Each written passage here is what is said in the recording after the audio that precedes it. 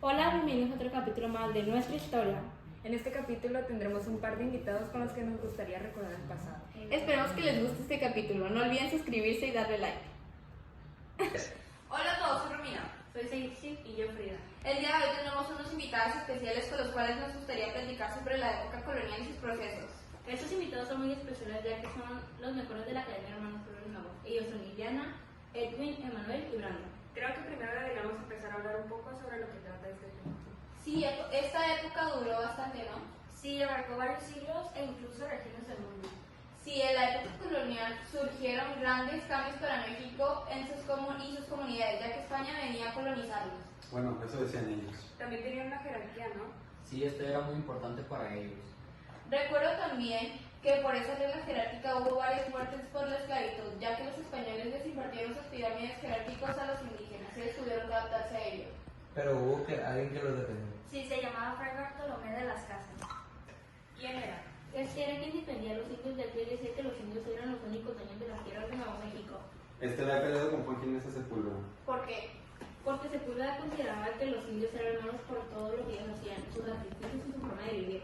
Mediante Quifrey, él era el único que defendía a los indios.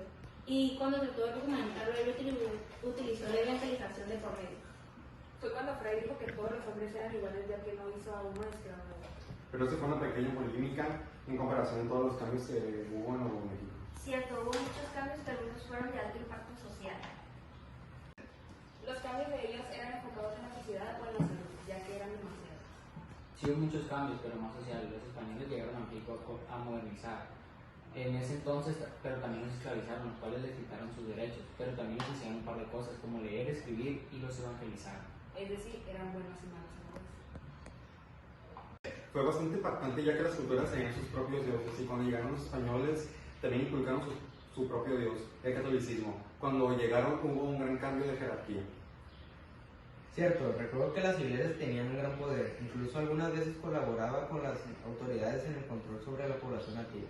Ellos actuaban como intermediarios entre las comunidades locales, se encargaban de difundir la fe católica y administrar los sacramentos. ¿Y ellos tenían influencia en la economía? Bueno, creo que sí, pero voy a leer el contexto. ¿Cómo era su economía en esa época? Pues sus principales recursos de economía eran la agricultura, comercio, minería, entre otros.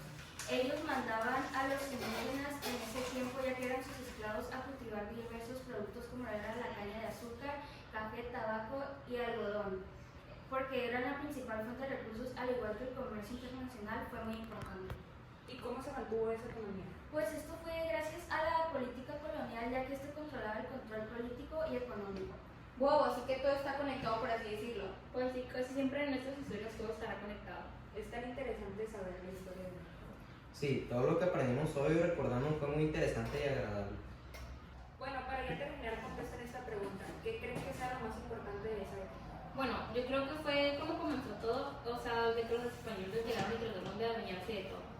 Sí, también gracias a la pirámide de la jerarquía, los indígenas eran esclavos. El único que creían ellos era Fray Bartolomé de las Casas. Cuando Fray discutió con Sepúlveda, fue algo polémico en esa época, ¿no? Sí, sin duda, pero en ese tiempo se tenían que integrar las clases y diferencias sociales. Sí, los cambios sociales fueron bastantes. Desde que los españoles tenían un diferente pensamiento a los indios, hablaban y escribían diferente y no creían en los mismos dioses.